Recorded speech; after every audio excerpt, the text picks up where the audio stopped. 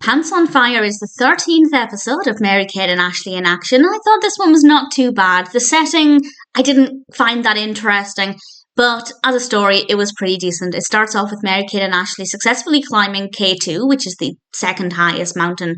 And then they find out that Clive Hedgemorton Smith, which is a brilliant name, has been lying about climbing K2, and he's also been causing problems for other participants in the Winter Games.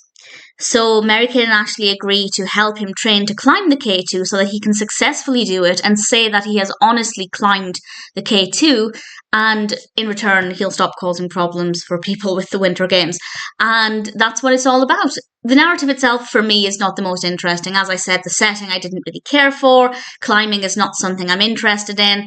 But they seemed to know what they were talking about. It was interesting enough, but I think some people will find it more fascinating than I did.